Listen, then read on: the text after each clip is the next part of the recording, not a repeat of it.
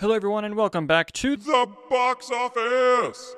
As a surprise to no one, I was a bit wrong in my predictions, as I usually am, but that does not mean we don't have very interesting numbers to look at. A lot of movies held strong, and that's kind of the story of this week.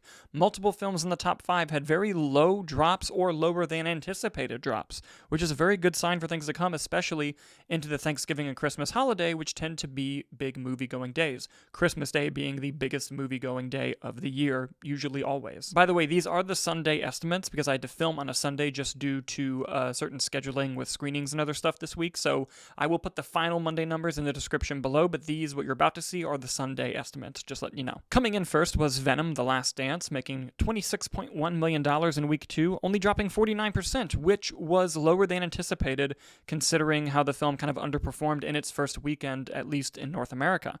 The Wild Robot increased 11%. Great for that film, making $7.5 million from week 5 to week 6. It went up in week 6.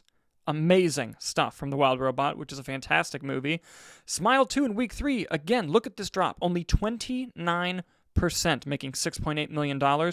Conclave coming in with the low drops. I didn't put the minus sign there in the chart, my bad, but only dropped 20%. From week 1 to week 2, making $5.3 million. That older movie-going audience is coming back for Conclave, baby. Let's go. And Here, surprisingly, came in 5th, making $5 million in its first week.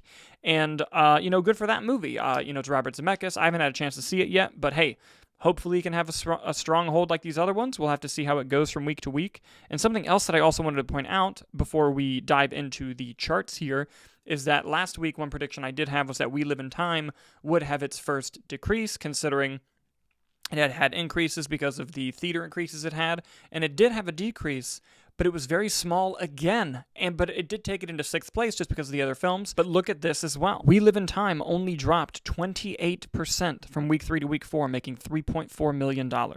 Now, these amounts aren't the best, but these drops, these holds, look at this. And even Terrifier 3, 32% from week 3 to week 4. This is an insane box office hold weekend. Absolutely incredible run. This are the weeks that we need to have in the future permanently if we can make it happen. But, that's easier said than done. Let's dive into the numbers a little bit more here. Venom: The Last Dance worldwide now has $317 million, again, doing decently internationally, and it is catching up domestically. It's at that $90 million mark. It'll definitely cross 100 by next weekend. And right now it is at 2.9 times its $110 million production budget.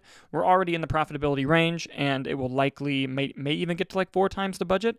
If it continues to have standard drops, then, it could end up being a decent hit for Sony, but we're going to have to see how it goes from week to week, especially as new releases keep coming out in November. The Wild Robot now has $269 million worldwide. It has made 3.4 times that $78 million budget, and again, the hold that this movie has had is insane, and the increase from last week, incredible. Unbelievable. Smile 2 has made $109 million worldwide. It's pretty close domestically and internationally. And it is made, I don't have the budget here, I believe it was around $20 million, if I'm not mistaken, 20 to 35. So we're already well within the profitability range for Smile 2 there, if that's the case, from what I understand. So good for Smile 2. Conclave now has $15 million worldwide, and I looked at a few sources, it's not listed here, but I looked at a few sources, and I've seen a budget of $20 million for that film, so obviously it has a little bit while to go to get to profitability, but for a film like this, in this subject matter, in this current box office climate, making your production budget back, I think is going to be surprising to even the people who financed the movie. By the way, I've finally seen this movie, and it is fantastic. I highly recommend it. Here, that 5th place movie has only opened domestically, so it's at $5 million, and was made on a budget of $50. So it's got a while to go.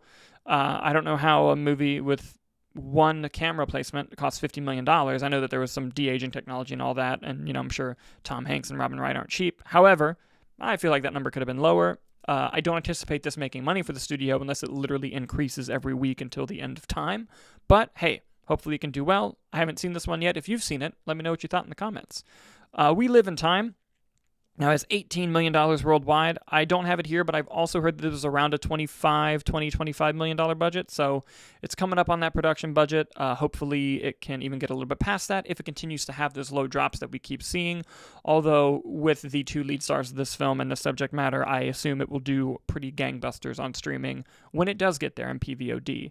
And lastly, we'll look at Terrifier 3, which now has $58 million worldwide.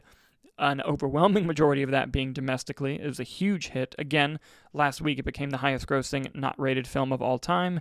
29.2 times that budget. That number, the higher that number gets, the happier it makes me. That's just so insane to see. Again, congratulations to the Terrifier team for just an amazing box office run. They'll definitely make more of those in the future. So, the funniest part of every show, my predictions, which I get wrong, normally always. The only big releases I'm aware of are Heretic and The Best Christmas Pageant Ever. I have a feeling Best Christmas Pageant Ever could do well, considering we're getting into the holiday time, but those movies typically tend to do much, much better streaming-wise, so I'm not going to really put them in my top 5, at least for right now.